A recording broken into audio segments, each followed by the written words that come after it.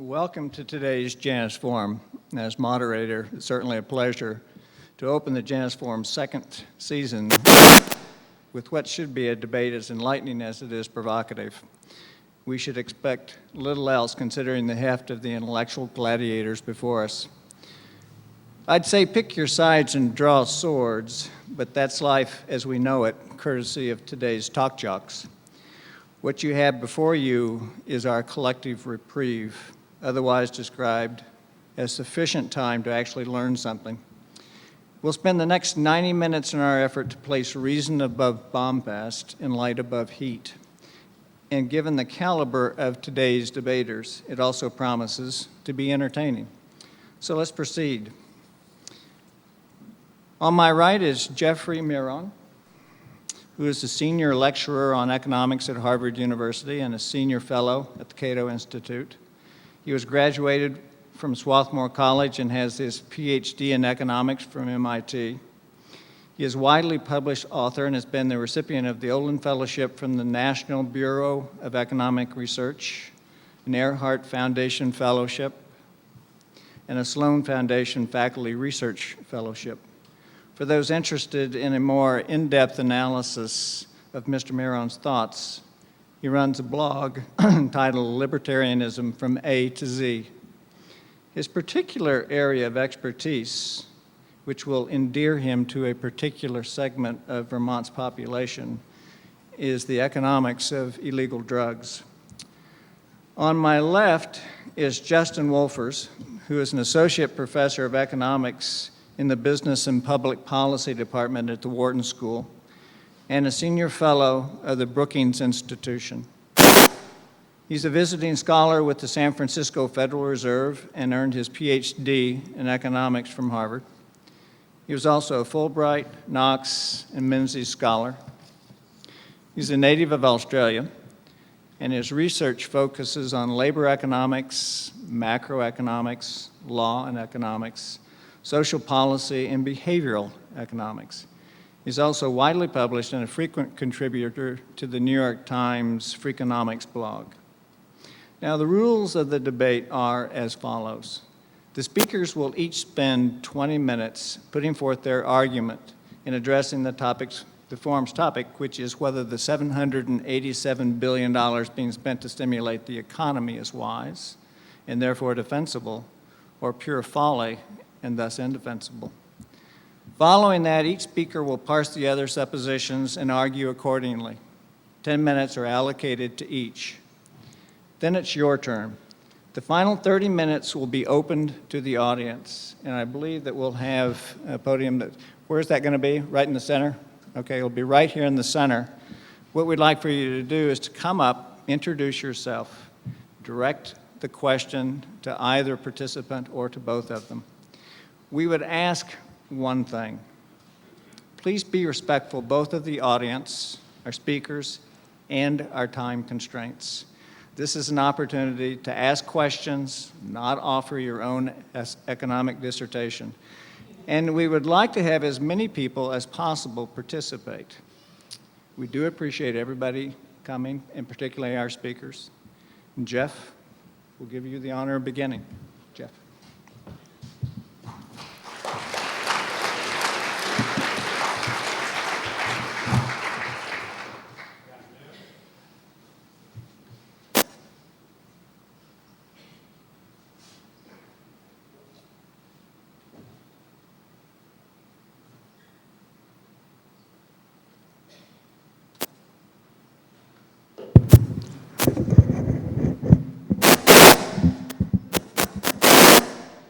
Good afternoon. Okay, that's better. Thank you very much for inviting me, to Jim Gotti in particular.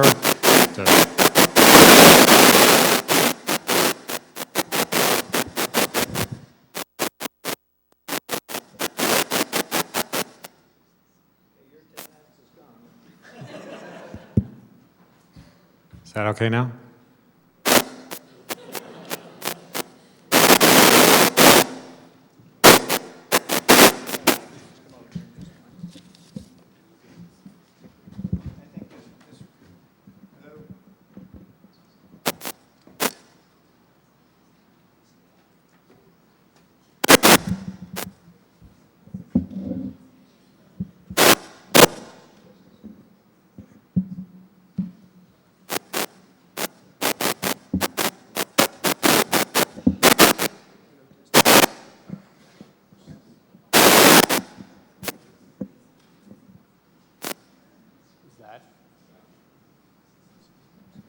Check, check. I think we're better here now. No?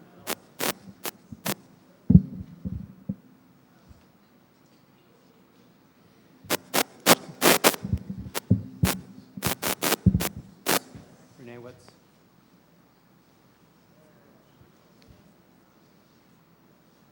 Are we okay now? All right. Give it a try again. I have one. I'll turn it off. I was pretty sure this meant that you were more centered than right. So. Okay, my apologies. Again, thank you very much for being here, for inviting me to talk. As you all know, when President Obama took office, he faced a difficult economic situation. On the one hand, he was facing a huge recession, a short-term situation that was incredibly difficult. At the same time, the budget outlook, even before we had adopted the TARP program or the economic stimulus, the U.S. budget outlook was quite dismal going forward, mainly due to sort of several programs such as Medicare, Social Security, and Medicaid. The problem was that according to conventional wisdom, the right thing to have done about the recession, that is, cut taxes and spend more money, were precisely the things that were going to make the long-run situation even worse, that is, to increase the budget deficits going forward. So there was clearly a tension as to what we should do, how much weight we should put on the short run, how much on the long run. Do you worry about the recession? Do you worry about the deficit? How do you balance those things? Most of the thinking in the end, in Congress, the President's office, came down on the side of let's deal with the short run. Standard analogy that was given was you don't worry about fixing the smoke detectors in your house when the house is on fire and you're trying to get out with your life. So the thinking concluded that the U.S. should adopt a Keynesian stimulus package, a combination of tax cuts and spending increases, and that in particular the details weren't so crucial. It didn't really matter. It mattered some, according to what people said, but it wasn't critical exactly what we spent money on or exactly what we cut. What was important was we had to do something, we had to spend a lot of money, and we had to do it fast. I want to offer a contrarian view based on three main claims. The first claim is that the theory that underlies the case for economic stimulus of the kind that we undertook, while I wouldn't say is wrong, is not nearly as compelling as it's sometimes made out to be. It's true generations of students have learned it in Economics 101, but I think there are good reasons to be cautious about that theory. Second, at least as importantly, the evidence that supports that model is mixed. It's not non-existent, it's not all contrary, but it's hardly a slam dunk for that particular viewpoint. Third, and by far most importantly, we could have had our cake and eaten it too. We could have designed a very different stimulus package that would have made a lot of sense whether or not you believe the Keynesian model and whether or not the U.S. economy was in a recession, whether or not the U.S. economy was going to recover on its own. And instead, we adopted something very different than that. We adopted a set of policies that were very much in the Keynesian as opposed to the alternative perspective that I want to describe. We focused in my analysis excessively on the short run and not enough on the long run considerations. So I'm going to talk briefly about first, what is a fiscal stimulus? What exactly is this Keynesian model that got so much discussion? A different perspective on stimulus that I'll refer to as a cost-benefit perspective, and then talk about the details of the actual stimulus package and think about how they fit in each of these two perspectives. So first of all, let's just be clear, what exactly is a fiscal stimulus? In the standard framework, it means one of three things. It means either a cut in taxes, or an increase in transfers, that is, payments from the government to individuals for things like unemployment insurance. To economists, transfers are just negative tax cuts, so I'm just going to talk about tax cuts, but implicitly including all the transfers programs as well. Or fiscal stimulus can consist of increases in government purchases of goods and services, more roads, more airplanes, more schools, hospitals, things like that. And according to the standard Keynesian model, doing either of these two things, cutting taxes, increasing spending, government spending, stimulates the economy, makes it grow more quickly, at least in the short term. Now, the standard justification for this approach is that the reason we have recessions is there's insufficient aggregate demand. There's insufficient demand by all the different pieces of the economy for the goods and services that the economy is capable of producing. So if that's the problem, then it might seem like a way to address that is to either have government start to demand more stuff, to go around buying things from the economy, so that creates demand, or to have the government put more spending power in the hands of consumers and firms, that is, via tax cuts or transfers, and therefore individuals and businesses would spend more and thereby make up for this deficient aggregate demand. Okay? Now, that's a model. A model has a bunch of assumptions. I won't go into the nitty-gritty of that. Okay? The key thing is that the assumptions are in some sense strong. It assumes that there are unemployed resources in the economy and that the private sector is not going to find a way to take advantage of those unemployed resources. To take an example, there might be people in Detroit who are out of work because the auto industry isn't selling a lot of cars. Okay? And so since those people are unemployed, you might think they would be willing to work at other jobs and perhaps take pay cuts in order to be able to get jobs. And yet somehow the private sector can't find a way to get those unemployed people to other parts of the country, to other types of jobs, to convince them to lower their wage demand somewhat so that they can again become employed. Okay? Now, is that plausible? It may be plausible, but it's an empirical question. It's not obvious that that's exactly the way things are going to work in practice. Okay? And so it's ultimately an empirical question of whether the predictions of the Keynesian model are accurate. A different way to think about whether the Keynesian theory is a useful or something we should rely on faith is that it has the following kind of implication. If you take the textbook models literally, it says if the government hires people to build widgets, whatever widgets are, okay, build them and throw them in the ocean, that's good for the economy. Now that sounds a little hokey. That sounds like can't possibly be right. In fact, if you make the assumptions in the model, it is sort of right in the short term, although it clearly can't be right in the long term. If the government is expending resources paying for junk and throwing it away, that's clearly got to be wasting resources if we think about the long run when resources are fully employed as opposed to the short run. So first point is the Keynesian model is not a slam dunk. Okay? It has strong assumptions. We need to take the evidence about the model seriously. So what does the evidence say? Well, as with all social science, okay, you have to take all the evidence with a grain of salt. We don't get to run controlled experiments where we have one economy that we give a stimulus to and a similar economy that we don't give a stimulus to. That having been said, the evidence is mixed. Okay? There are some pieces of research which are somewhat supportive. There are some pieces of research which are certainly not very supportive of the Keynesian predictions.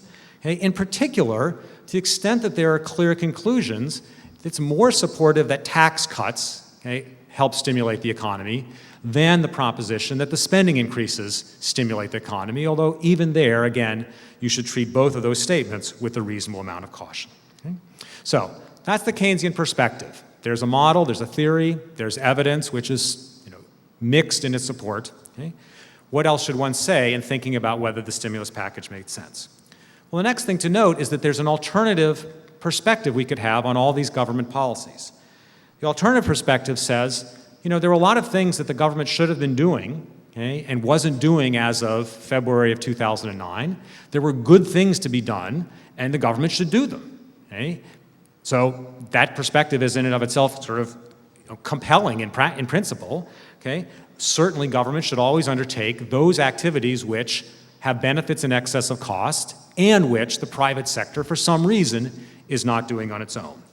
The key question is whether those components, the components of the stimulus that we adopted, satisfy these conditions, and my answer, which I'll explain in a second, is that they do not.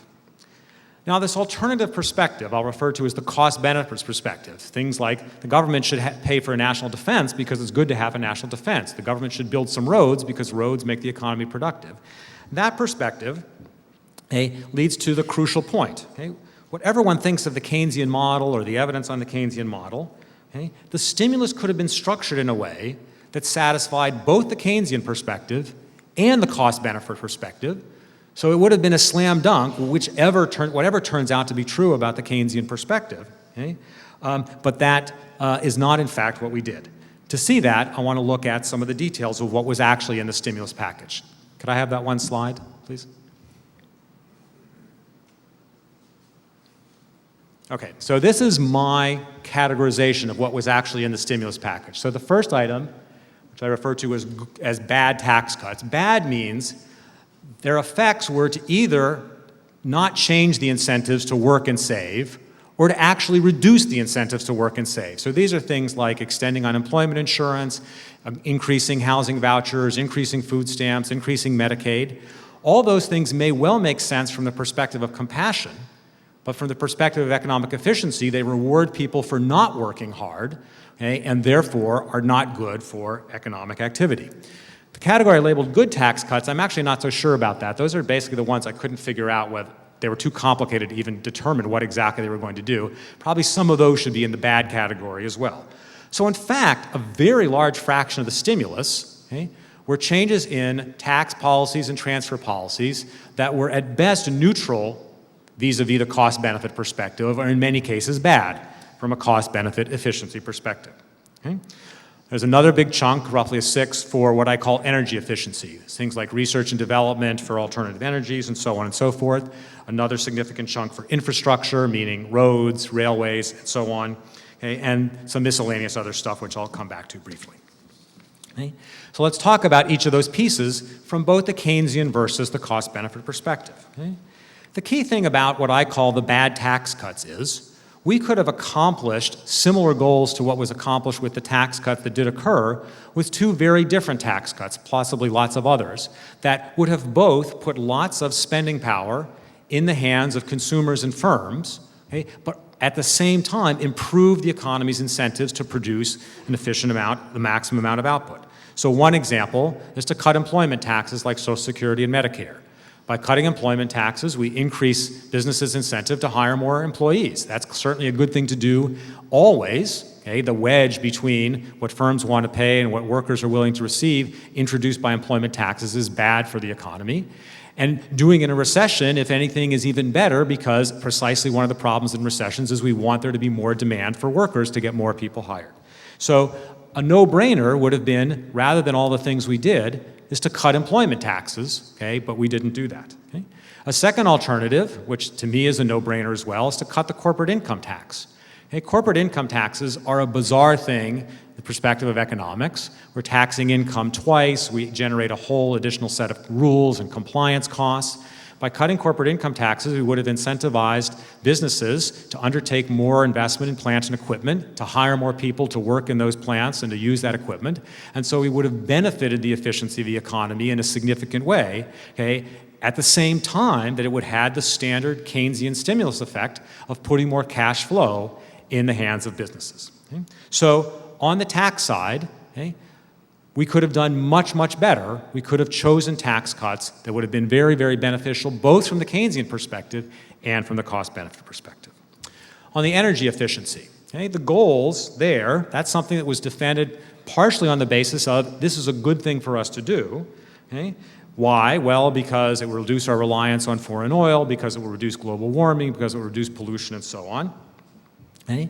The problem with our approach here is that there, again, was a much better way to accomplish the same goals. I won't comment over whether I think the goal of having government try to increase energy efficiency is a good idea. I don't, but that's a separate debate. Okay? The key thing is that even if you take that goal as given, there was a much better set of policies, namely to have increased carbon taxes. Okay? The policies that we adopted were things like, say, having the federal government replace its vehicle fleet with electric cars or hybrid cars.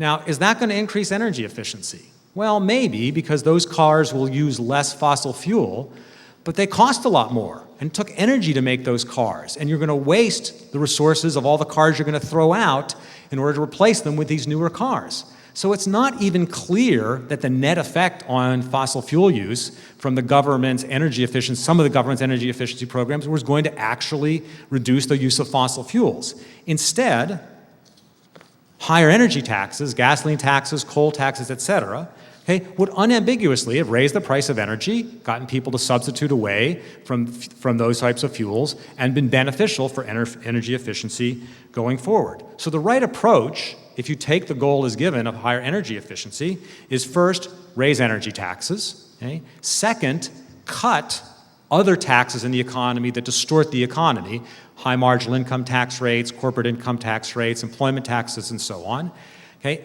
in a way that basically offsets. So the first order effect is we're switching some bad taxes for some allegedly better taxes, the bad income taxes, say, for these energy taxes, which will help address the pollution and global warming concerns. And then, if you want to stimulate, to cut those other taxes even further, okay, to put more resources into the hands of consumers and firms, or to improve incentives by cutting tax rates in a sensible way. So again, there was a much, much better policy that we could have carried out. Okay. On infrastructure, my main objection here is that I think the economic argument that these were good things, okay, is grossly overstated. It's not a question of whether the government should build some roads. It's a question of whether the government should build substantially more roads, starting from where we are now. Okay? And that case, I think, is far from compelling. There's lots of reasons to think that we spend way too much on roads. Okay? For one thing, okay, we have laws like the Davis-Bacon Act, which require the government to pay union wages on all its construction projects. Okay? That means every construction project costs 10 to 15% more. Okay? So by eliminating an existing ill-designed law, we would make all of those construction projects cheaper and save money, okay, rather than spending, and have that available, okay, rather than having to spend more. Okay? Again, if the decisions about building more roads, building railways, and things like that were being done slowly, if they were being done without political influence, is it possible that some of those additional projects made sense on cost-benefit grounds? Okay, it's possible, but I don't think the evidence was there, and we weren't going to do it slowly and carefully without political influence. It was going to be an enormously quick and politicized undertaking, so much of that, I think, ends up being poorly spent as well. Okay. Mention briefly the other components. Okay, there was a non-trivial chunk, you can see on the slide, for scientific research. Again, scientific research is a good thing. Government spending on scientific research may be a good thing, but the question is, do we need lots more spending on scientific research? And nobody made that argument. Everybody just said, oh, it's obvious that more spending is a good thing, but those funds come from somewhere else. There needed to be more analysis, more time, more care put into deciding whether to make those investments. Okay? On education, okay, that was mainly a transfer to the states that allowed them to avoid laying off teachers and things like that. Okay, that may or may not be a good thing. At the same time, there are again alternative policies that would drastically reduce the costs of public education, more charters and more vouchers, okay, therefore save us lots of money and, according to much of the existing evidence, lead to better outcomes, okay, that wouldn't have involved, okay, the spending in the stimulus bill. On the transfer to states, I take no stand. I think that was mainly a wash because it just shifted some resources from the federal government to the states. It does allow decentralization of those decisions, and so plausibly is in a sensible direction because we'll get a little bit more thought put into exactly how that stimulus money is spent. So to summarize my view, okay, I think the empirical and theoretical cases for the Keynesian model are debatable, okay, no pun intended. Okay. I think policy should worry about the long run, okay, not just about the short run. In the long run, making enormous spending decisions quickly is a really bad idea. In the long run, drastically expanding the set of programs that discourage work, effort, savings, okay, is a bad idea. Okay? In particular, and what's most upsetting is we could have had our cake and eaten it too. We could have chosen policies that would have been completely consistent with the textbook Keynesian model, and at the same time, been highly sensible policies to make the economy more productive going forward. Thank you very much.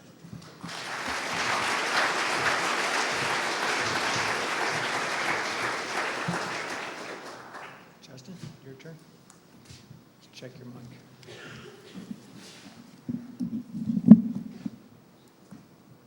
Okay. I want to begin by trying to think about what the debate's about and distinguishing it from what it's not about. Too often in these public fora, it's too easy to focus on where people disagree. And I think what's also equally important is to focus on just how much Jeff and I do agree on. So what this debate is about is a fiscal stimulus. What do I mean by fiscal stimulus? The words that Larry Summers used were that a fiscal stimulus is timely, targeted, and temporary. We're raising government spending today or lowering taxes today with the anticipation that we're going to have to reverse that in the future in the hope that we can try and raise the level of economic activity today when the economy needs it, and hopefully we'll pay back those debts in the future when the economy is chugging along nicely. One of the things I'd like to have Jeff respond to when it comes to Q&A is if we agree that fiscal stimulus is something that is timely, targeted and temporary, if we agree on those things, is he then willing to sign on to fiscal stimulus? Because I suspect that many of Jeff's fears are actually about the implementation of fiscal policy, in which case Jeff and I may well agree again on something else. Congress is a highly imperfect institution, not to be trusted with much. But at least it would be very clear then what it is that we're agreeing or disagreeing about our view of Congress rather than our view of economics. So the case I'm going to be making, I'm going to be arguing for the $787 billion that was passed in the Recovery Act. In fact, I want to go a step further. I think that's a very easy case to make. So I want to go a step further and argue that, in fact, we should be thinking about another stimulus right now as well. That Congress took a step in the right direction, but potentially 2 steps would be even better still. So what's this debate not about? I want to highlight the things that most economists agree on. Not all, but most. First, the economy's in an absolutely dreadful state right now. Something's got to be done. But what is it that should be done? I don't think that the solution is to increase barriers to trade, to become Fortress America and disengage with the rest of the world, and I think that most economists agree with me. I also don't think that the right answer is to do things like reduce the work week, as for instance the French did 10 years ago, in the hope that the same quantity of work could just be shared around more equally. I don't think that, because what happens when you reduce the work week, we don't have the same quantity of work to be shared around. I don't think that the current situation says anything about going back on the gold standard. I don't think that the solution to the current crisis is to reject markets wholeheartedly as a useful way of organising society. We've certainly learned very important things about the uses of markets in the financial sector, but the idea that markets are a central part of organising productive societies, I think, still remains unchallenged and is not something that most economists would sign on to. So I want to be really boring here, okay? I want to highlight the fact that within the economics profession, these are the really big arguments, and there's almost unanimity from left and right about what they are. Instead, what Jeff and I are arguing about is something far more boring. We're talking about, how to run counter-cyclical policy. I think all economists agree that monetary policy and an active Federal Reserve Board, and Chairman Bernanke's been doing a good job, is part of the solution. And I want to make one other part of the argument then, that also fiscal policy can be a useful part of the solution. So let me begin just by giving a sense of where we're at economically. The unemployment rate today stands at 9.8%. Over the last few months, we've been losing jobs at a rate of $250,000 per month. During the very worst of times, it was 500,000 jobs per month. We've lost at least 9 million jobs so far. Now, too often economists are accused of not talking about people, so imagine one of those people in your life. You probably know someone who is unemployed right now, a victim of the recession. Think about their suffering, think about their self-esteem, think about how their families are getting by, and then multiply that by 9 million. So that's the economy in a dreadful state. There's something I think even more critical here. At least 1/2 of those who are unemployed have been unemployed for 3 months or more. And a third now have been unemployed for 26 weeks or more, at least half a year. I raise this because I think this is absolutely critical. It's possible that what's going to happen through this recession is many of these people who spend a lot of time out of work start to lose skills, they start to lose hope, and if that occurs, then even when the economic engines start firing, they're not prepared to be part of the economic recovery. So I think a bad downturn like this can have long-lasting effects, even permanent effects. And the important thing here is this is the first time the United States has ever had a long-term unemployment problem. Typically in the United States, when you lose your job, you're back to work within 3 months. This is the first time when we've had a large chunk of the population who may be losing touch with the labour force. The economy today is operating around 5 or 6% below what its potential is, which may not sound like much until you realise that's $2 to $3 trillion worth of lost output. So things are pretty dreadful. And that's the starting point for the case for fiscal stimulus. Now, ordinarily, in fact, during the past half dozen recessions, we've not had any debate with the economics profession about fiscal stimulus. In fact, we've done very little fiscal stimulus in response to recent recessions. This time is different. Ordinarily what we do is we rely on Ben Bernanke and the Fed to reduce interest rates, those lower interest rates stimulate spending by consumers and investment by businesses, and that's the driving force that pushes the economy back towards its productive potential. And it would be terrific right now, and I know Ben Bernanke would very much like to do it, if we could reduce interest rates by another 2, 3, 4, 5 percentage points in order to stimulate that spending. The difficulty that we have today is that interest rates are currently at 0. And Bernanke can't reduce the interest rate below 0%. And so this is the point where now we are, for the first time in a generation, having to think about, well, what can we do to stimulate the economy in a world in which we don't have an active monetary policy? And then that's the point where we start thinking fiscal stimulus. So fiscal policy is that alternative. If you've got a better alternative, I'm happy to go with it. But right now it looks like it is that alternative. How do we know how much fiscal stimulus to work with? Well, here's actually how the debate plays out when you talk to Obama's key advisors. The economy today is probably around $2 trillion below its potential.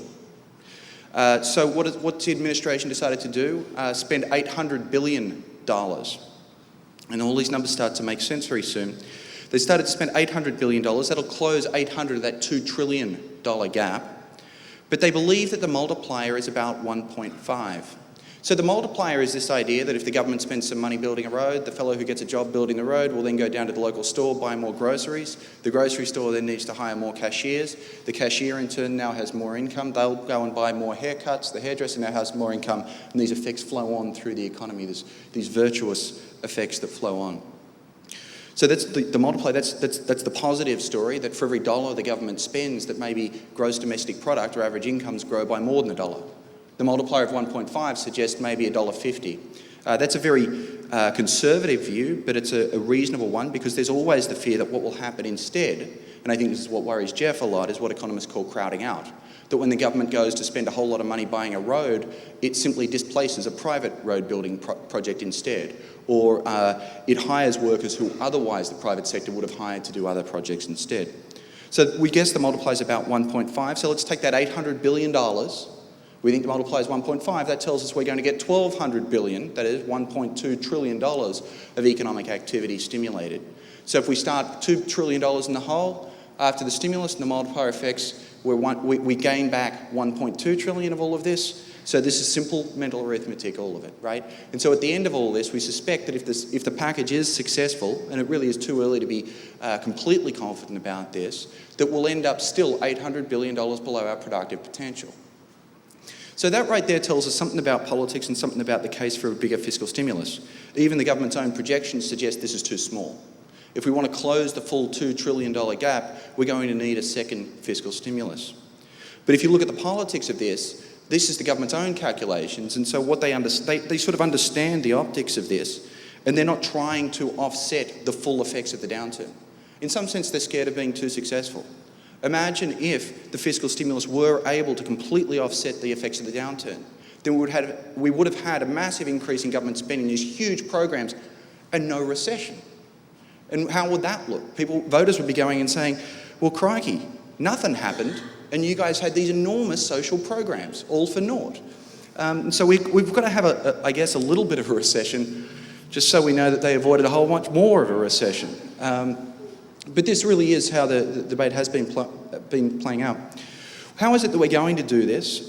Jeff, I thought, gave a reasonable, a largely accurate description of what it is that these things are for. Jeff, of course, attached normative labels that I'm not so sure I would attach to them. We're extending people's unemployment insurance benefits. So at a point in which we're relying on the social safety net to a greater degree than we ever have before, we're really reinforcing that social safety net.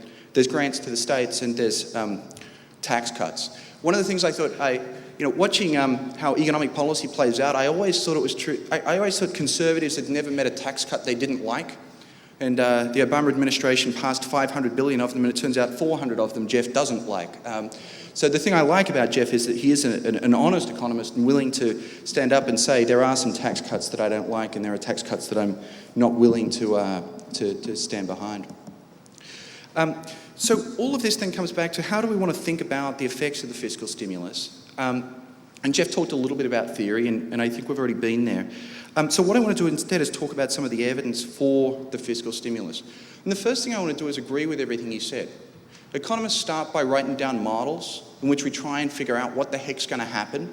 What are models? We write down a bunch of assumptions that we sort of hope are true, and then we work out the implications of that, and we sort of hope that the implications are about as solid as the assumptions, but we're not really sure. Well, what do you learn from that? You learn that economics is inexact. So is meteorology, but I still watch the I still watch the weather reports. So then we might want to go to the historic record to try and figure out how these things have played out if you're more of an empiricist than you are a theorist. And here again, I think it's very difficult to come up with anything definitive from the historic record. The historic record, at the very least, has been one in which the US really hasn't tried a fiscal stimulus in a long time. So the real difficulty, and I think this is the thing to be absolutely clear about, is whenever you think about the effects of an economic policy, you have to think about its effects relative to some counterfactual. What would have happened if the policy hadn't been put in place? That is, you've got to make something up, okay? That's hard. So when I hear people say things like the stimulus hasn't worked, I wonder how it is they know. How do they know what the economy would have been like if the stimulus hadn't have if the stimulus hadn't have passed? So, you know, we need to be modest about what we can learn from history. Now, it turns out in US history, the really big attempts at trying fiscal stimulus have been the two world wars. And the difficulty with the world wars is what they've done is they've literally tried to shift 1/4 of the whole economy into the military sector overnight, you know, building planes and bombs and all that sort of thing. And then try and figure out what are the stimulating effects of all that government spending. The difficulty with this as a thought experiment, of course, is it's a war. And during a war, if I was running the business, the last thing I'd want to do is start building new factories that might end up getting bombed. And so as a result, it looks like the economic effects of these past fiscal stimuluses may not be as big as some of the Keynesians would like to, would hope that they were.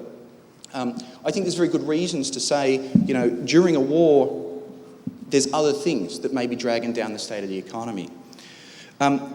If we take out the wars, it turns out we just don't have any experiments, right? If you're a laboratory scientist, if you want to figure out the effect of something, you run an experiment, right? If you're an economist and you want to figure out the effect of fiscal stimulus, what do? You sort of hope that a government will implement one sort of randomly and you see what will happen. Well, that hasn't happened so far, and that's why we can't be confident. So there is enormous uncertainty about this. Now, uncertainty, you know, doesn't mean that we don't do anything about it. It just means that it's very difficult to say anything. So we actually now are on the cusp of having a first really good experiment, which is, it's a funny business to be in economics, right? Because what happens during a recession is all of a sudden everything's really interesting. Things are tough for people out there, but for folks like Jeff and I, it's boom times. The economy's giving us all these really wonderful, rich experiments with which we can learn things like the effects of fiscal policy. So what can we see? If you look across countries, the countries that have most aggressively increased government spending or reduced taxes, countries like Australia, which is a beautiful country, Korea, Russia, Japan and China, they're the ones who've seen the most rapid recoveries over the last 6 months. Countries that have kept things pretty close to their chest have not. The US is actually right in about the middle of the pack internationally, so we're not doing way more or way less than you would expect given the size of the economy. The other thing that we have is evidence from across states. If you look across US states, the way that the Act is written, there's different effects in different states. And in particular, there's different amounts of Medicaid payments that are going out the door depending on the demographics of different states. And it turns out the states that are receiving the most Medicaid payments are also the states that seem to be recovering the quickest. So our best guess at this point is that relative to a counterfactual, and I want to be really clear, you might have a different counterfactual, but relative to a counterfactual that comes out of either a computer model or trying to do these cross-country comparisons, economic growth in the past couple of quarters has picked up by a rate of 2 or 3 percentage points. So we're closing some of that output gap. Now, the economy's actually looked dreadful the last 2 or 3 quarters. So to be clear, the point that I'm making is the economy is doing better than it would otherwise have done, not the economy is doing great. The best estimates also seem to suggest that so far around about 1 million jobs have been saved. Seems like a reasonable number. So I want to try and highlight two of the more unusual, not unusual, two of the less common arguments for fiscal stimulus, but I think it's really important to be really clear about what they are. The first is just this long-run argument. Europe is a continent I've spent a lot of time studying. Europe has had double-digit unemployment for a generation. And what happened is in the 1980s, Europe had a large-scale recession, and a lot of people entered the ranks of the long-term unemployed. In countries like Germany and France, it's not unusual to be unemployed for 6 months, 12 months, 18 months. And what happens through that time is you lose hope, you lose heart, you lose skills, and those people have not, even as those economies have recovered, those people were not able to get back on board for part of the recovery. I think long-term unemployment is a big part of the story for what happened in Europe. If you believe that, then you're terrified of a similar thing replicating itself in the United States. And given what's happening to long-term unemployment, I think there's potentially a very large effect there. The other thing that I think is worth trying to think about is the values case for fiscal stimulus. And one of the things I hope Jeff and I can succeed at doing today is making it clear where and why we disagree. Sometimes we're going to disagree because we have different views about how the world works, and you should push us to be as clear as you can be. And sometimes we'll disagree because we have different values about what it is that we want the economy to achieve. And so thinking about values in the case for fiscal stimulus, the first is just a personal belief. I believe that work is a key institution that confers personal dignity. And so I think it has value over and beyond the dollars that are spent. And so I think that the cost then of 9 million jobs is enormous. And so I think, therefore, that what we can do to get people back to work is almost always going to be worth it. Even if and I'm willing to concede to Jeff, that oftentimes we will end up throwing money away if along the way we can help build some jobs. And if you think that work is such an important social, not just economic, but social institution, then you may think that that's worth it. The other, part of that's a personal belief, but actually part of that's an empirical claim as well. And one of the other things I study is data on happiness. And it turns out if you study data on happiness across countries, that the most important factor shaping how people report their happiness is whether they're employed or not. And in fact, whether or not you have a job is way more important for your degree of personal happiness than the amount of income that job brings you. And I think of that as being part of work is something more. Economists usually think about work as being this bad thing you have to go off and do, and in return you get back some income. But maybe actually work is something that gives us identity.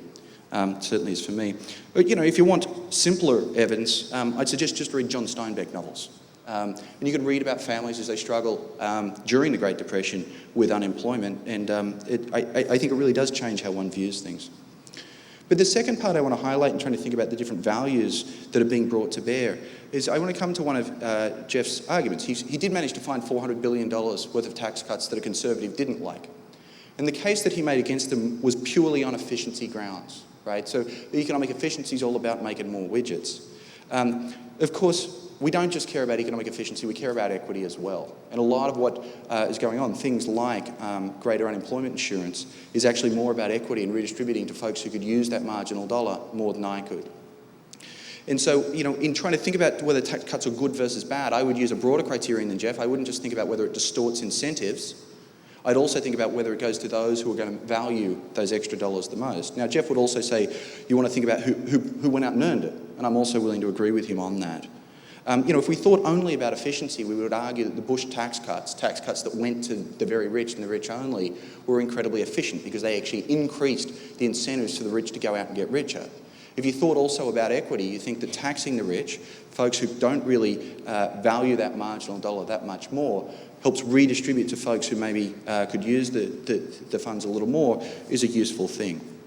I think really what we're doing here is just rediscovering that old adage that there is a trade-off between equity and efficiency, and all I would urge each of you to do is think about what your weight on that is. And for me, at the very least, I don't think efficiency is everything. I think equity is very important as well, and when you start to think about that, then the tax cuts make a lot more sense. So let me just conclude with a few arguments that I hear against the stimulus. I'm not accusing Jeff of making any of these because these are bad arguments, and Jeff's only going to make good arguments. One is, the first argument I hear is that we should just let the current stimulus run its course. There's no point having a second stimulus. Well, if you look at what the economic models suggest, the effects of the current stimulus are going to be felt through 2009, 2010, 2011, 2012, 2013, 2014. And so I'm not sure I take seriously the suggestion we should wait to 2014, then take the temperature of the economy and figure out whether we should do anything else. In fact, what I think we should do is look today, and today we see that current forecasts suggest that unemployment is going to be 10% next year, it's going to be 9% the year after, it's going to be 8% the year after. Which is to say, even in 2012, the unemployment rate is going to be at a level so high that ordinarily we'd call that a recession. And so that's even after the fiscal stimulus. And so that, I think, is the case for doing even more still. The second argument I hear is that we're now close to a turning point, and I think this is right. The economy may well no longer be in recession, but it's important to understand what economists mean when we talk about a recession. The end of a recession is the worst point. It's the turning point. It means things stopped getting worse. When things stop getting worse, that means they're as bad as they can possibly be, they're going to be. And that may be where we are today, but the forecasts again suggest that things are going to be pretty grim for the next 3, 4, 5 years. And that's the thing that worries me, and I think that's what makes the case for another fiscal stimulus. I've heard the claim made that if the original fiscal stimulus didn't work, and so therefore we shouldn't try it again. This strikes me as a ludicrous claim. In fact, people were making this argument as early as April, 2 months after the original fiscal stimulus bill had been passed. At the moment, only 150 billion of the 787 has even been spent. So it's way too early to certainly to be declaring failure. And if anything, it looks like the early numbers are suggesting some degree of success. And finally, there is the claim, and I think it's an important one. There's the deficit, and I actually want to emphasise this. This is a good argument. Again, I want to come back. I defined stimulus as being timely, targeted, and some other T. What was the other T? Temporary. When you think about that, then you're not worried about the deficit. And I think our role as voters is to hold politicians' feet to the fire and make sure that, in fact, it is temporary and that we do end up paying off the debt in a reasonable time period. One of the things that's encouraged me out of the Obama administration, at the same time as they released the stimulus package, they released a medium-term fiscal plan which will push us back towards a sustainable medium and long-run path. Now, the fear with this is it's real easy to write down a plan that's sustainable, and it's real easy to cheat on it and end up in some other world. And I think that's our job, to hold Congress's feet to the fire and make sure that that we end up in good times saving a surplus so that in bad times we can help folks out.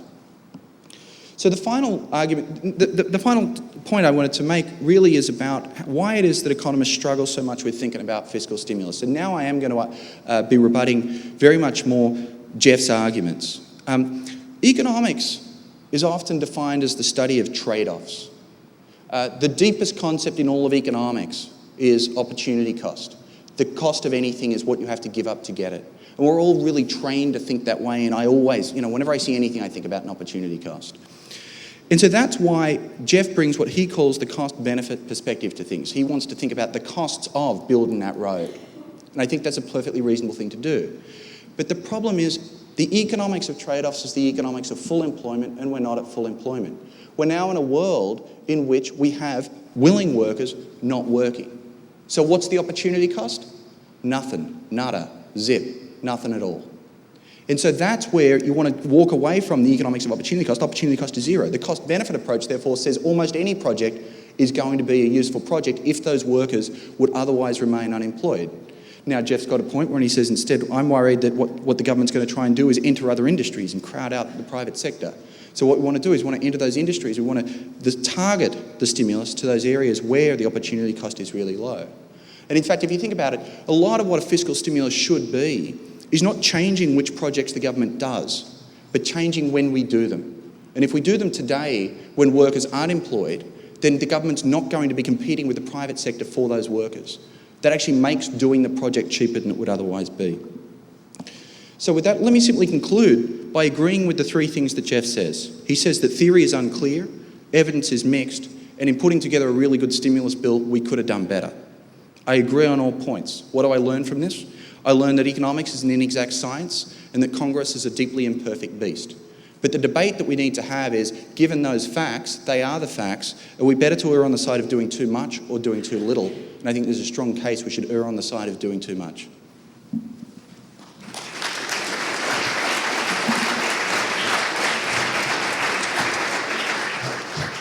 This will be the rebuttal time. Thank you very much. Thanks, Justin, for the comments. At this point, those of you who are expecting to see, paintballs being thrown or red meat or all that, realize that you've been had, that this is not really a debate, it's a discussion. And it's no surprise, Justin and I had some of the same advisors, the same co-authors. We both are sort of imbued in the Cambridge think, good, bad, or indifferent. So unfortunately, there's not as much disagreement as you might want to make it exciting. I will try to respond to a few of the things he said, mainly for clarification. He asked, would I be in favor of a stimulus if it were timely, targeted, and temporary? Clearly, those are three crucial issues. One of the problems for either monetary or fiscal policy is the relevant authority may try to expand the economy because it's currently in recession, but by the time that expansionary thing kicks in, the economy's back close to full employment, so then there's really a problem that you're crowding out other stuff, not stimulating an underemployed economy. So timeliness is crucial, but it's very hard to do, especially, I think most economists agree, with fiscal policy. We see that the current bill is projected to take a good 2 years before most of it is kicked in. Now, some people think the recession is likely to last that long, and so that's okay, but timeliness is a problem. If we could be confident on the timeliness, I would certainly be less opposed, but I think it's very, very hard to make it timely, given the realities of the political process and just implementing these projects in a reasonable way, so that's a tough issue. Targeted, okay, is another issue. I think at the end, Justin talked about this, I actually prefer, in many ways, policies that are not at all targeted, that don't choose specific industries or anything like that, because that allows for political favoritism to creep in and so on. What I prefer is things like the corporate income tax cut, which is basically neutral across all activities. That does exactly what Justin said at the end. It tries to shift economic activity up in time to when there are unemployed resources, but not have the government take a stand on exactly which industries should be expanding or which should be contracting. I think there was too much of that in the stimulus bill. And the temporary is obviously crucial as well. First, from the perspective of the budget deficit. If it's $787 billion one time, then the impact on the deficit, even though I know $787 billion sounds like a lot of money, it's still basically chump change compared to the size of the economy and all the future economies and all that. So if we knew it would be temporary, that part is not a big deal at all, but it's very, very hard to keep new government programs temporary. There are many, many, many examples of things which have stuck around a long time, even ones for which there is widespread criticism or almost unanimity from economists. Agricultural price supports are the most obvious example. The mohair subsidy that most of you haven't heard of, but it was a kind of goat that makes this great, really warm fur that they used in World War II, and the government created a farm in Texas to grow this to raise this particular kind of goat. We're still paying for those goats now, even though synthetic materials have completely wiped out the need for this particular type of material. So temporary programs are not usually temporary in my judgment. Second thing I'd like to respond to is, do we have to do something? I think Justin is right that monetary policy has basically run its course. It's tried very hard, but interest rates are now basically zero. And so a lot of people say, well, since we can't use monetary policy anymore, even though we had tended to come to the conclusion that fiscal policy was a pretty crude instrument, I guess we do have to use fiscal policy. But there's another choice. Third choice is do nothing. Let the economy try to heal itself. Now, a lot of people will say that that's insanity. They'll assume that that means we would get another Great Depression. I don't think that's the right reading of the Great Depression, but let me offer some additional evidence, at least as some balance. Before 1914, there was no Federal Reserve in the United States. There was no central bank, so there was no monetary policy at all. John Maynard Keynes had not even written the general theory. He hadn't observed the depressions in England and the United States. He hadn't even thought about those issues yet. So there was no activist fiscal policy. There was no fiscal policy of any kind. The government was teeny, and it didn't do anything about recessions. The economy had recessions before 1914. They ended. And on average, their length and their depth was similar to the recessions we've had since 1945, when we've actively attempted to shorten recessions. So that piece of evidence is not particularly supportive for the view that we desperately need some kind of active policy to get out of recessions. That piece of evidence says, at least in some instances, economies cure themselves. So I think there's at a minimum, a third option that deserves much more discussion than it typically gets. On the point about what types of tax cuts, which are good tax cuts, which are bad cuts, I totally accept Justin's view that we should be thinking about compassion, helping the people who are at risk in a recession. But we have to remember, we have a whole set of policies already in place that address that. Housing allowances, food stamps, welfare, unemployment insurance, etc. And the issue here was whether we should expand that, not whether we should have it at all.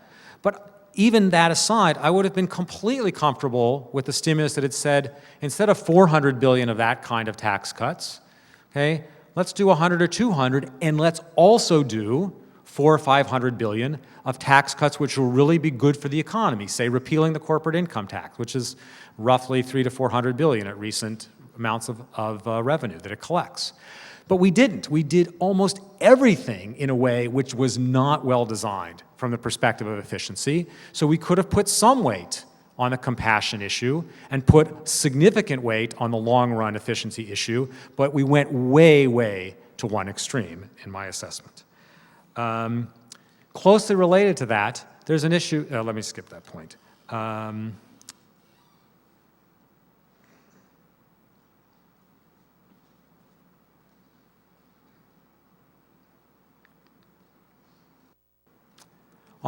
So last point, on the deficit, I think Justin is optimistic about the deficit situation. Not so much because of the stimulus package. This is really a separate issue. But given the set of policies that the administration seems likely to, is certainly pushing for now and is likely to adopt, okay, I think the U.S. deficit situation is very, very much worse than it's been at any time other than peacetime. And that's mainly because of policies that pre-exist this administration or even the previous administration, Medicare, Medicaid, and Social Security. Health expenditure in particular is growing at a much faster rate than the economy. It threatens to basically crowd out everything unless something is changed. Okay? And so we should absolutely be really worried about the deficit. Many of the new policies that the Obama administration is proposing and endorsing, particular expanding health care, government health insurance, are only going to make that situation worse. So I do differ substantially on that one point. It's true they have said a lot of nice words. It's true they have talked as though they're concerned about the deficit, but I think the actions, okay, in fact suggest that if they get what they want, and even if they don't, just because of the pre-existing things, the deficit situation is really quite dismal going forward. Let me stop there. Thank you.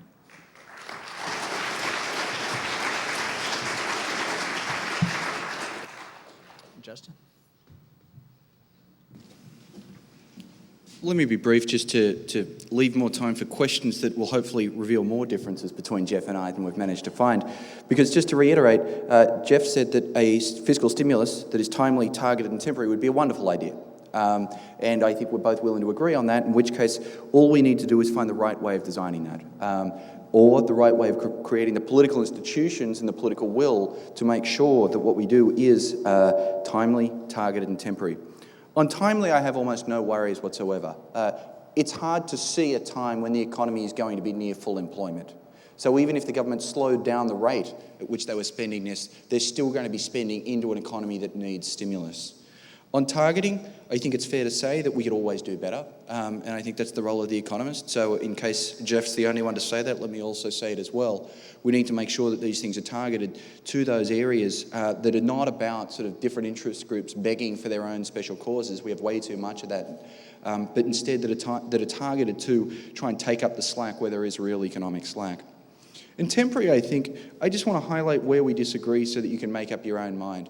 Jeff's fear and concern is that if we expand government spending right now during this recession, that will be permanent and it will change the face of the American economy.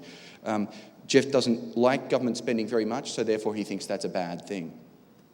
I think the government does some things right. I think that might be a good thing, but it turns out that's not actually the debate we're having here. A huge chunk of the stimulus is in fact tax cuts. And if those tax cuts turn out to be permanent, then in fact that's going to reduce the size of government, not increase it.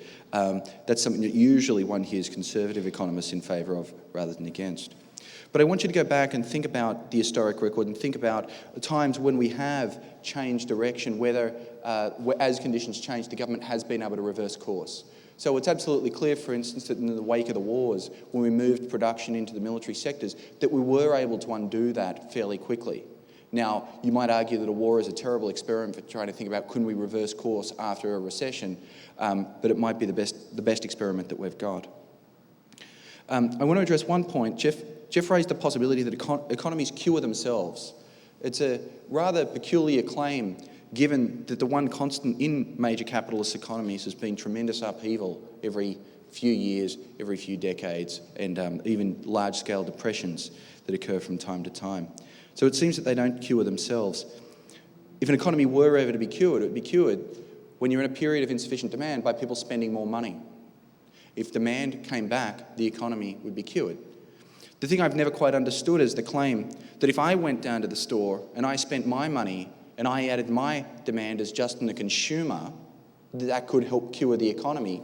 But if instead I paid taxes and my government used those taxes to go down to the store and buy stuff, that wouldn't help cure the economy. My view is the government spending is just as good as private spending when it comes to stimulating the economy, and I'm not quite sure I can see any other distinction. But what I really want to do is come back and think about this like a decision theorist. You know, I find Jeff really very convincing. He's a spectacularly good economist, and I think he lays out a very good case. His case is that the fiscal stimulus bill won't really do anything. It could help a little, could hurt a little, won't make a difference. And so I'm willing to put a reasonable probability that Jeff is right. I also want to put some probability on the possibility that I'm right, that a fiscal stimulus can in fact help pull us out of recession, and it's a very efficient and very cheap way to do things. So when you face a decision, should we do this or not, and the worst thing that happens is Jeff's right and it has no effect, and the best thing that happens is I'm right and it gets us out of a recession, then I think that as long as you're willing to say there's some probability that I'm right, then you're pro-stimulus. And I think even Jeff is enough of a gentleman to concede there's a chance that I'm right, and I think that's why I really want to end up counting Jeff as being pro-stimulus.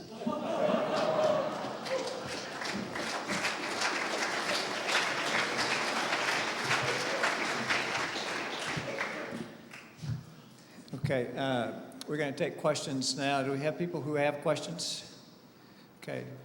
You know, in interest of everybody, I'm not sure everybody's going to be able to hear. We may want to put this off to the side so at least you can direct the conversation so people can, there you go. Here, that's far enough. Okay, come on. If you just come right up to the podium right there. Right there, yep, that's fine.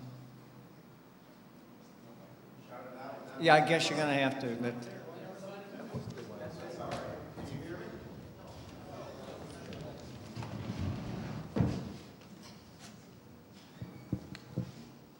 Thank you. I'll try and keep it brief. If I'm going to talk and listen about stimulus and various approaches, I guess my starting point is when we have what happened a year ago and everything began to tank, how bad would it have been if we'd had no stimulus? If I'm asked to decide whether the stimulus is helping, I think I have to consider what would have happened if we hadn't done it? What would have happened if, when the credit market seized up, we let AIG fail? And all those extra insuring of the excess risk and liabilities didn't happen, and that rippled through the economy. What would have happened if Citibank had gone under and several other big banks? And you know, what would have happened when all this excess demand, and how much would it be, disappeared from the economy, which would have thrown more people out of work? How bad might it have been? I don't expect you to have the exact answer, but it would help me to understand, you know, where we would have gone but for some stimulus. And so I'd say, gentlemen, what are your thoughts?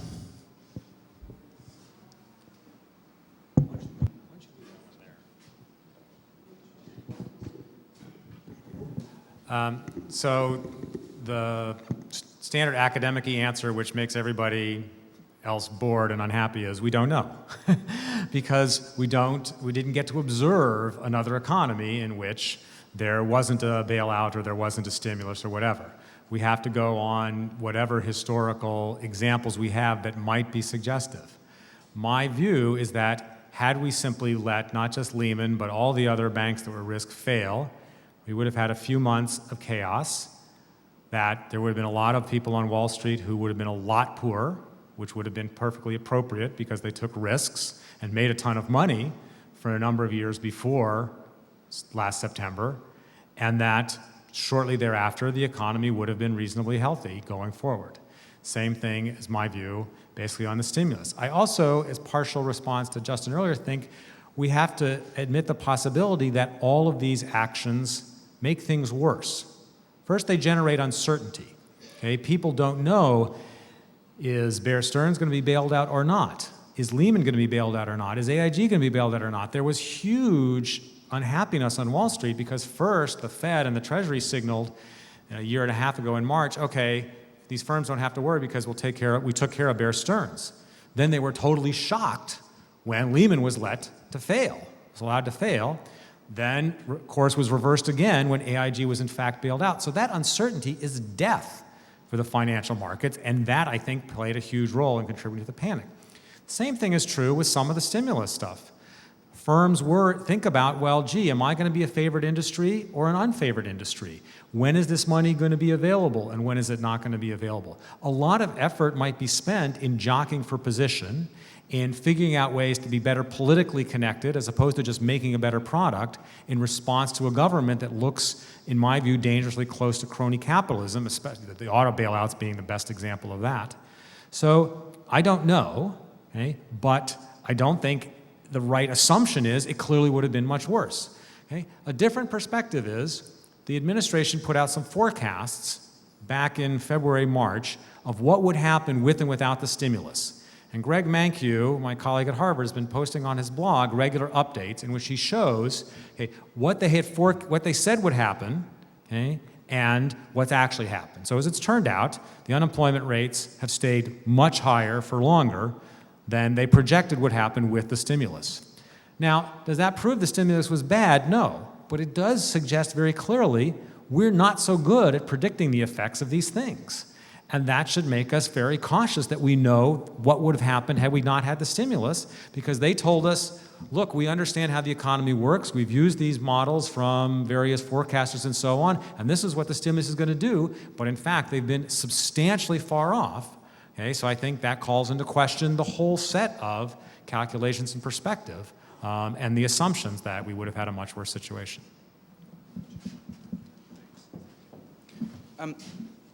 I just want to be brief. I want to commend the questioner on something really important, which is framing the debate the right way.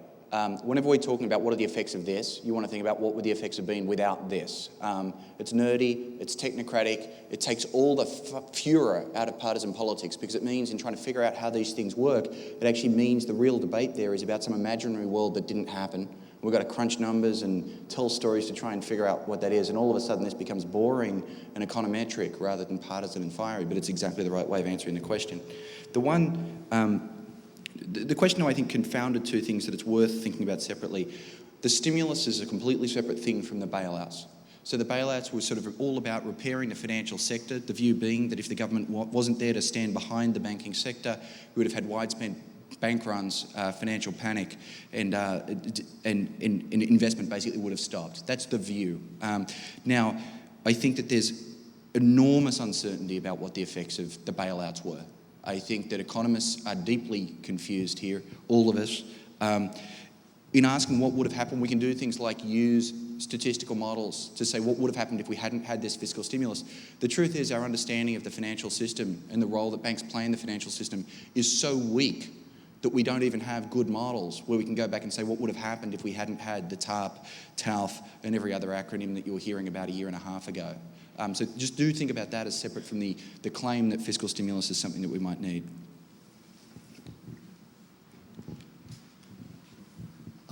Tom Trevor from Stowe, and my question is primarily for Justin, but certainly Jeff, if you want to weigh in on it. And it has been touched on here, and Justin, you kind of mentioned it a few times, but one of the things you've said is that we don't know what would have happened without the stimulus, and that forecasting hindcasting or what would have happened is very difficult. But I think you also said that we have saved 1 million jobs, and that you basically said that sounds reasonable, but I didn't really hear any evidence for that. And doesn't that require you to know what would have happened if we had not passed the stimulus? So I'm wondering, how do you come to that conclusion? Terrific question. See, we're getting nerdy, technocratic, statistical, just how I like it. We don't know. We really don't know what would have happened otherwise. So what we do is we build statistical models that say, in the past when employment was doing this and output was doing this and taxes were doing this, what would you have predicted would have happened? And you ask what would have happened in that pretend world if we'd had no stimulus, and you ask what would have, and then you compare that to what actually did happen. And we call the difference, hopefully, the effects of fiscal stimulus. But we don't know. It's an argument about today's world versus that imaginary world, and we've got to be humble. We don't know that much about that imaginary world. And so where did the million jobs number came from? It came from exactly that statistical exercise. The Council of Economic Advisors has put out a paper which shows you all of their calculations. So you can see their statistical models for yourself and see whether you agree with them. Or the other way of doing these comparisons is looking across countries, looking at which countries had bigger fiscal stimuluses, and seeing that those are the same countries whose economies have turned around the quickest. And when you do those exercises, that's where you come up with the 1 million number. Now, this is the perils of statistics in the public square. The truth is, what we should say is the fiscal stimulus saved between -2 million and +4 million jobs. You know, that's a guess at how really uncertain we are. But I still prefer those odds than to be absolutely sure that we're saving 0 jobs. But if you're interested in seeing how economists do those calculations, have a look on the Council of Economic Advisors website. You'll be able to find them. And they've done a reasonably transparent job.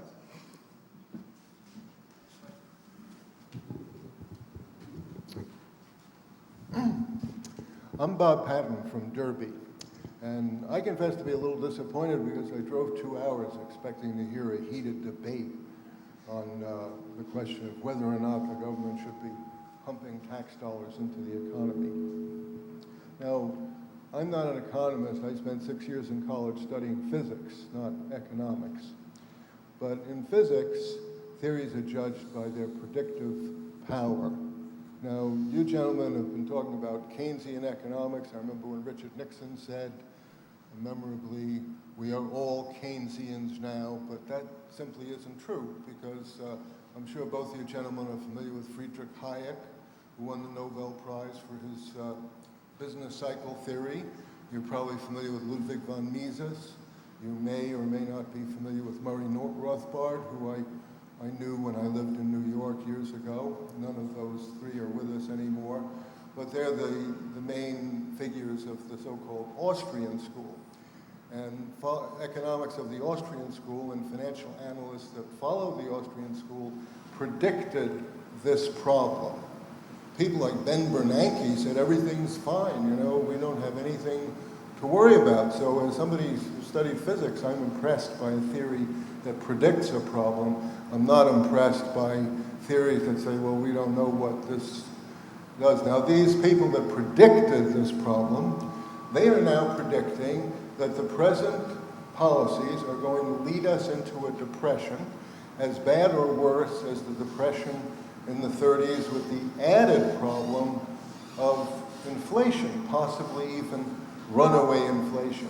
Now, 2 or 3 years from now, we have a depression with very high inflation. My question is, what are you guys going to say? Are you guys going to say, well, we were wrong, or is there, you know, some other explanation you're going to offer? That's my question.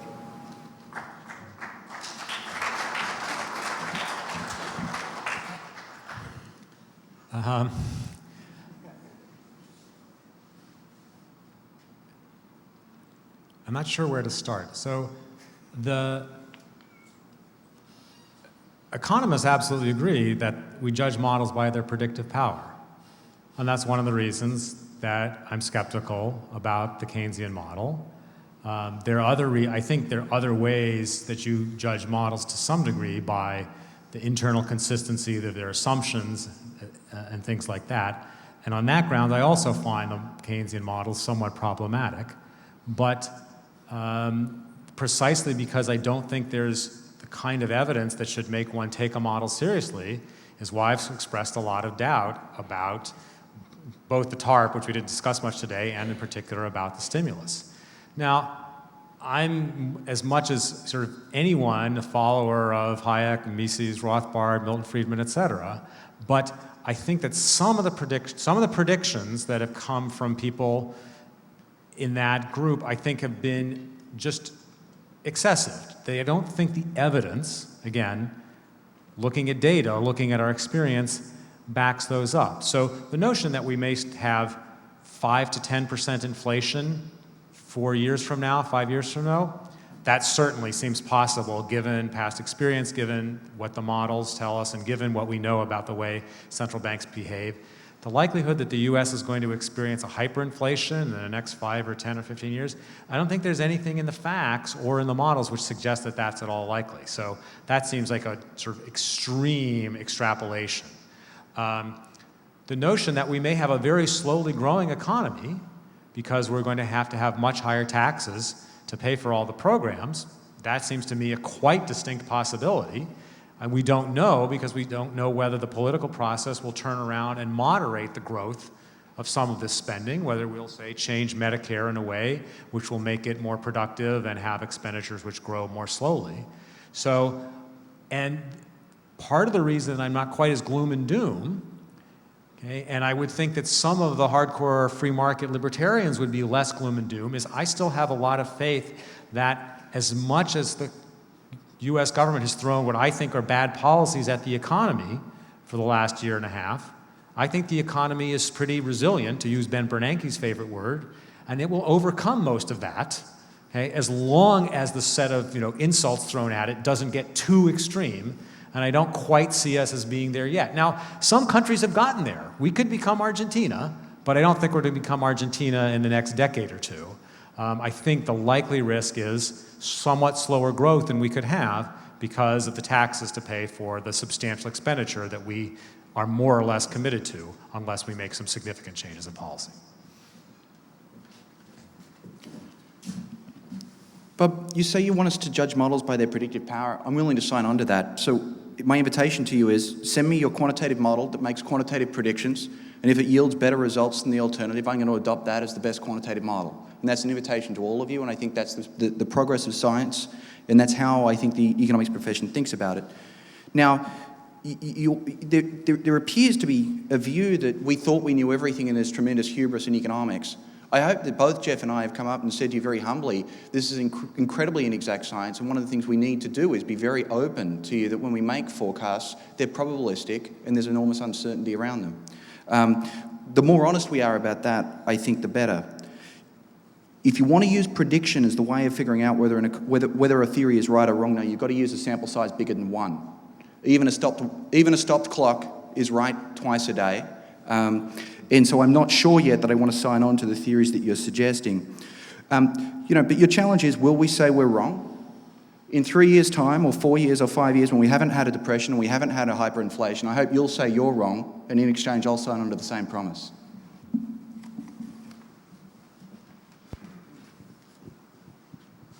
Hi, my name is Molly Green. I'm from Cornwall, Vermont. My question regards the extent of the responsibility of those who craft a stimulus package like the current one or potential future stimulus packages. And both of you have discussed the trade-off between equity and efficiency. And the argument has been made that the government stimulus money, especially the bailouts, have been targeted at the most male-dominated industries in the economy. My question is, do you believe that the stimulus package or those who craft the stimulus package are responsible for this type of equitable distribution, or what are the sort of parameters for the responsibility of those who either or? Thank you. Just a wonderful, I have not yet read it. I have many friends who've told me there's a very nice article in the New Yorker, which is this week, I think, an interview with Larry Summers, in which you can actually hear the policy discussions happening in real time. And so if you're interested in the responsibilities of folks thinking about that, I'd recommend reading it.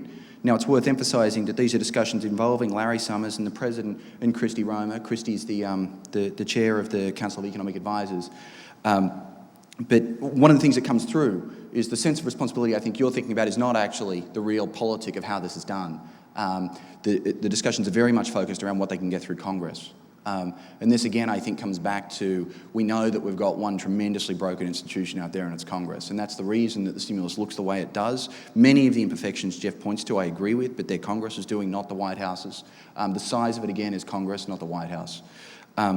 The claim that the stimulus is targeted at men, I think, doesn't quite withstand scrutiny.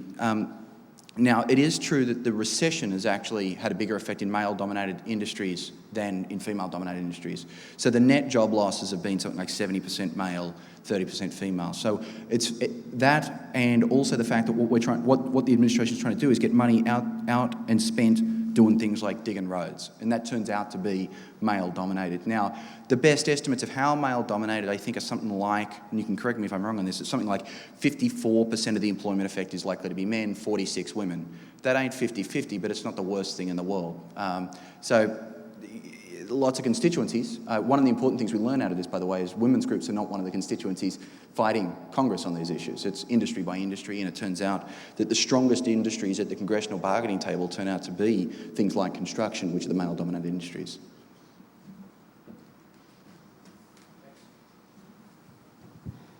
I found your comment about unemployment in Europe. You mentioned free market hardcore libertarians, Jeff. I would probably fall into that, so appreciate that.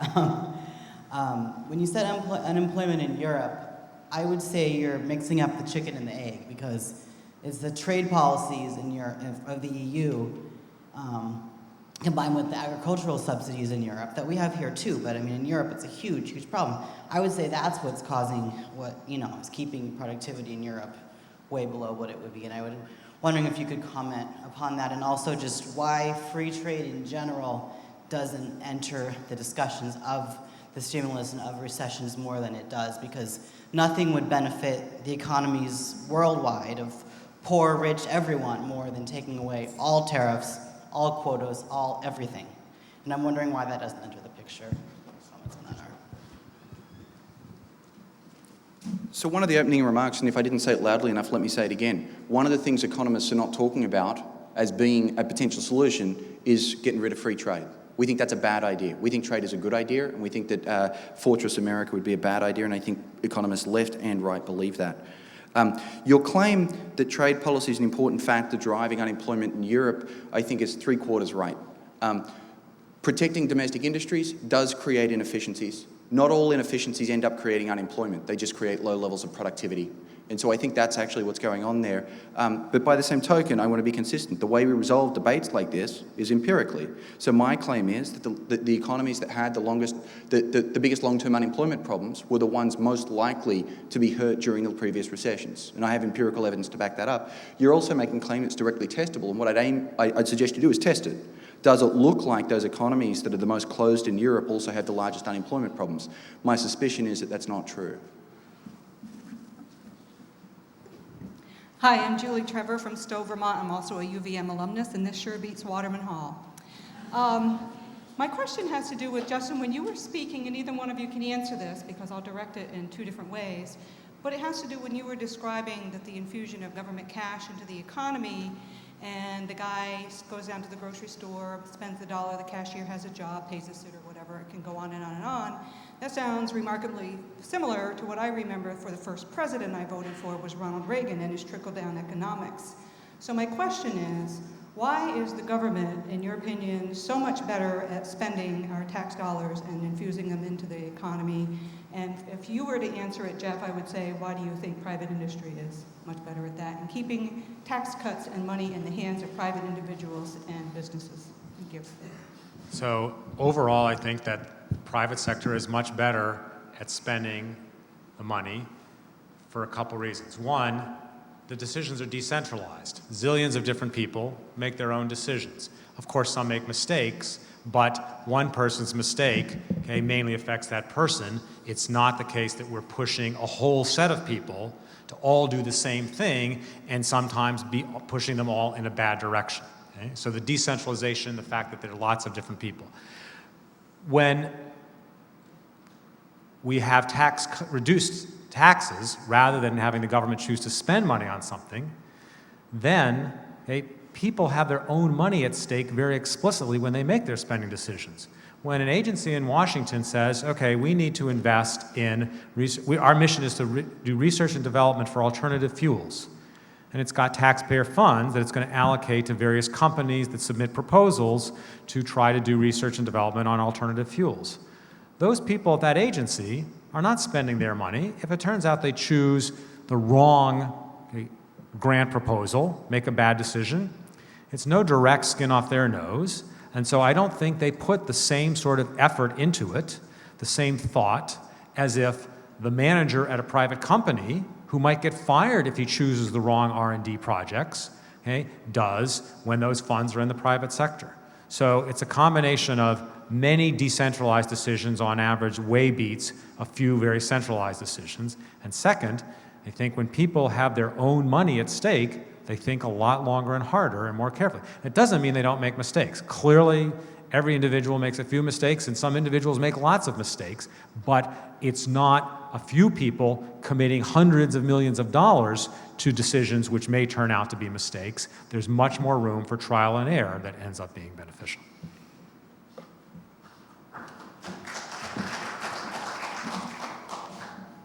Boy, I only got to laughter.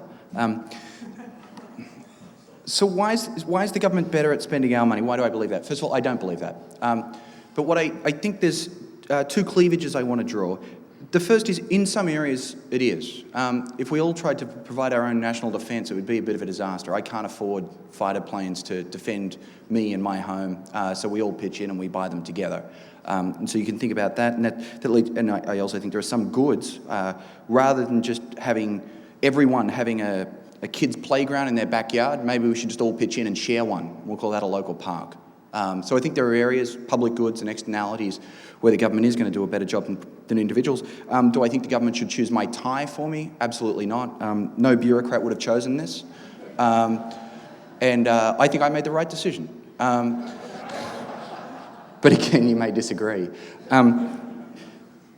So, you know, I think you want to think issue by issue, but then I also want to think about the moment that we're in today. So when economists talk whimsically about the magic of markets, and markets do such a great job, we think in the economy there are jobs looking for workers and there's workers looking for jobs, and most of the time that process works really well and really smoothly, and so maybe the right answer is for the government to stay out of it. But it's impossible today to believe that that process is working smoothly. And so if the magic of the market is not working, and so I think this really is the essence of what a recession is. It's when the market fails to function the way it's meant to do. If we're not spending and we're leaving people unemployed, that's when the case comes for the government getting involved in doing it. My name is Andy. I'm from Colchester. And I actually want to follow up a little bit on that last question, because it's not just that the government's spending our tax money, it's that for the stimulus, they're spending borrowed money. And so, in effect, they're not actually spending it instead of us. They're spending more debt than we would have otherwise taken on.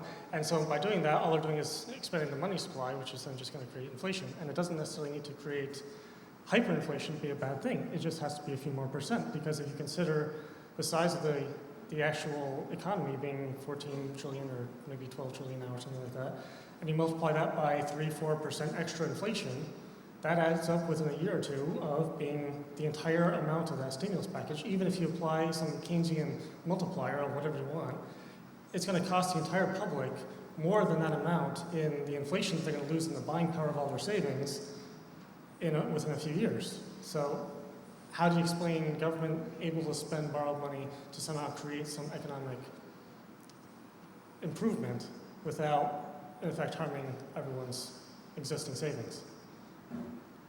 So I think we have to separate two things. Okay? Borrowing, okay, is not necessarily good or bad. Okay? There's billions of instances where borrowing makes perfect sense. Okay?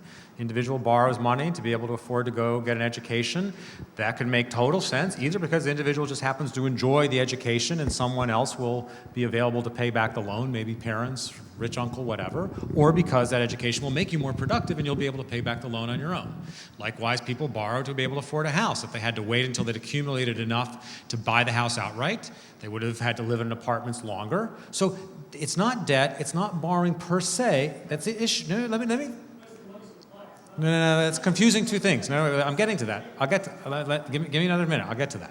So there's a lot of statements that act as though when the government is borrowing or borrowing a lot, that's necessarily horrible, and that's just not right. The question is, for the government or for any company or for any individual, what are you spending the money on? If you're spending on an investment which is productive, okay, that's going to generate enough revenue to pay back the loan, then the borrowing makes total sense. So when the government in the U.S. borrowed a huge amount to finance World War II, that was totally reasonable. If it hadn't done that, we would all be speaking Japanese or German or whatever. That was incredibly productive borrowing, and it paid a huge return. Okay?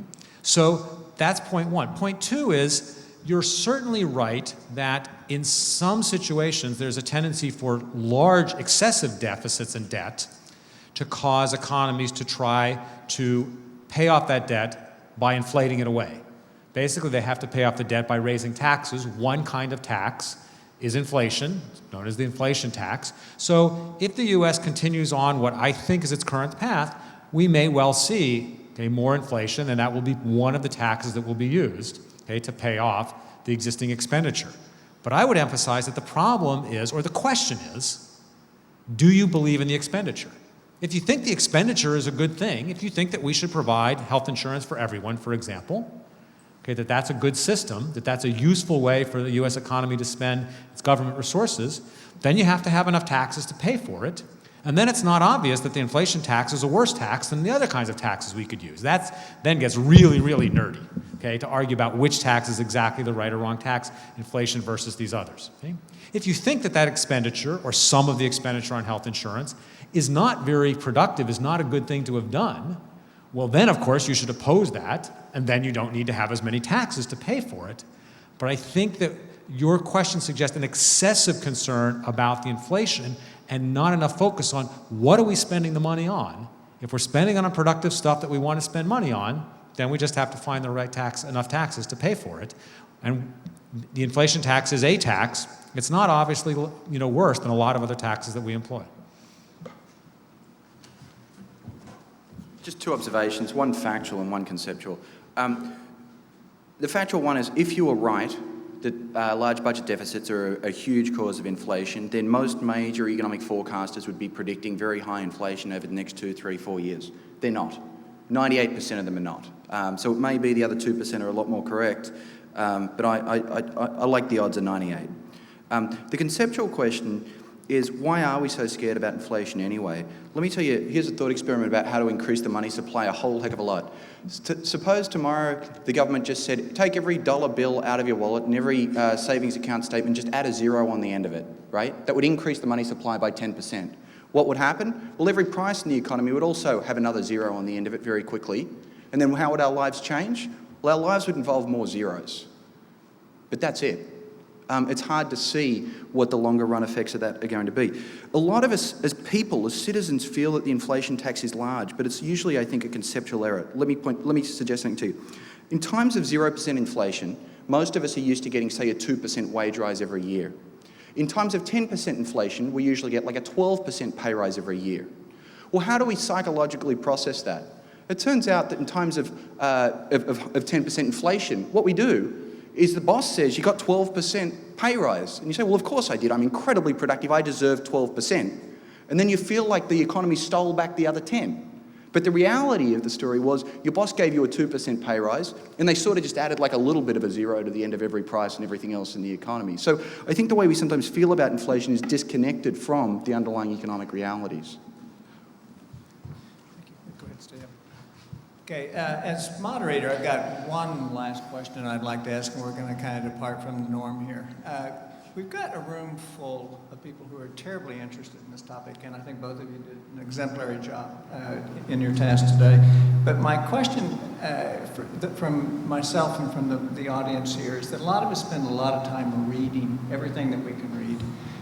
Give us 3 required readings that we need to go through on a daily basis that are available to us. What do you read every day? Greg Mankiw's blog, The Economist, and the Wall Street Journal. Jeff Miron's blog. Each year, the economic report of the president comes out. It's a review from the administration of the state of the economy and the major debates of the day. And as much as it's got the word president on the title, the staff actually does a very good job, under both Republican and Democrats, of keeping it a relatively non-partisan publication. So I think that each year is a useful way of keeping on top of the broader debates. But like Jeff, I read The Economist, New York Times. It's a wonderful question. I should have a better answer. Yeah. Thank you both very much, Jeffrey and Jeff.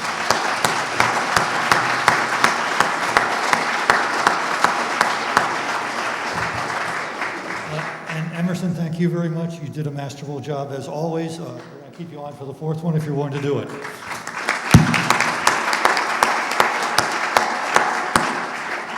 And ladies and gentlemen, thank you very much for coming. It's been an enjoyable debate, discussion. It is more of a discussion than a debate. And I encourage you to join us in the Livac Fireplace Lounge for refreshments, and you can continue the discussion. Thank you very much.